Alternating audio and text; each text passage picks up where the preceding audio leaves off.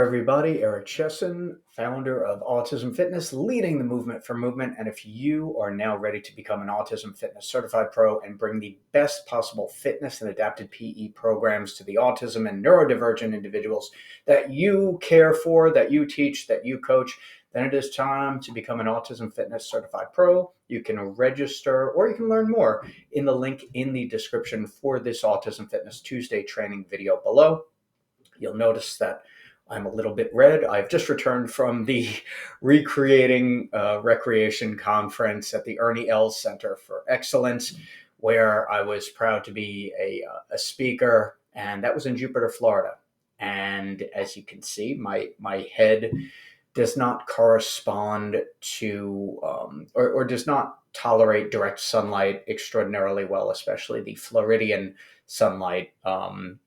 Nor did my brain register that I probably should have had suntan lotion with me.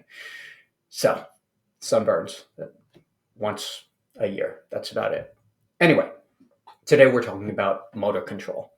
And motor control is another one of those terms that gets thrown around and used quite accurately with the ASD and neurodivergent population when we're talking about movement. And it is also something that we really want to take a look at because it is going to be the guiding factor in the way that we program and cue a lot of the exercises that we use with our autism and neurodivergent athletes.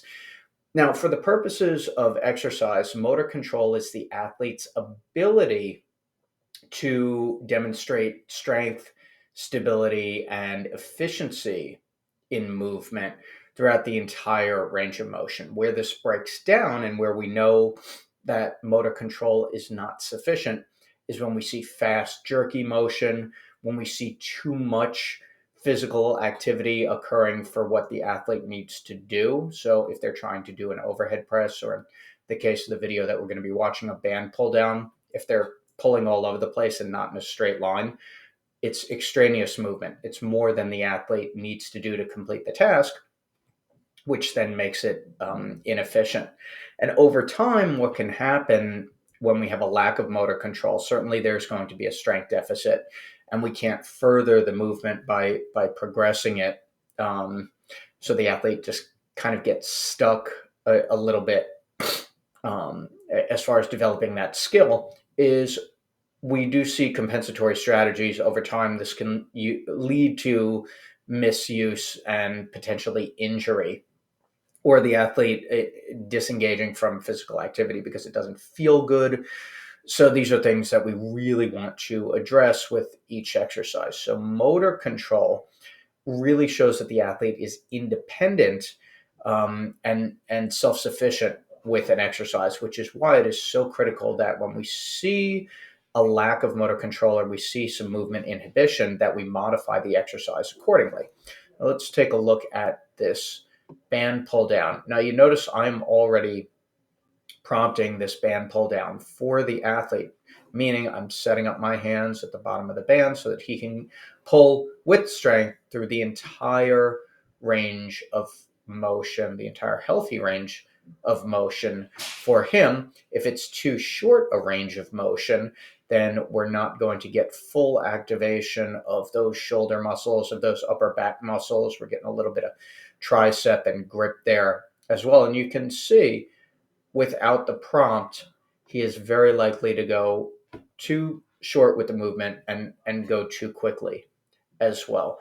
So motor control lets us know whether or not the athlete has independence with that movement, or we need to modify it and provide some type of prompt as well. So this comes back to when we see an athlete moving too quickly but without stability through hurdle steps or through a sled push or through a farmer's walk, this or an overhead band walk.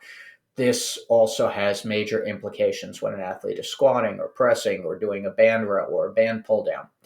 These are big deals. So the motor control component of everything that we're doing is, does the movement, the general question is, does the movement look good? And by looking good, is the energy used efficiently? Is there any wasted movement? Does the athlete have governance over the movement or control throughout the full range of motion to the completion of the exercise or activity. And if not, what do we need to start doing with respect to implementing appropriate guidance, whether it is a physical prompt, in this case, holding the band under Zeke here is not a hand over hand prompt, but this is a physical prompt. I'm helping him to guide through that full range of motion without going too quick. Because if it's too quick, we don't get that nice, healthy muscular contraction. The exercise doesn't have a training effect. And then, really, what are we doing? So, that is an introduction to motor control and why it is so critical to understand how a movement needs to look. And how it needs to be performed with our autism and neurodivergent athletes. I am Eric Chessen, founder of Autism Fitness. Please like, share, subscribe to the Autism Fitness here on YouTube. And if this has been helpful for you, definitely share it with some other colleagues, classmates, anybody else in your sphere who would benefit from this. And of course, if you are ready to become an Autism Fitness Certified Pro, more information is available in the description below. Thank you for watching.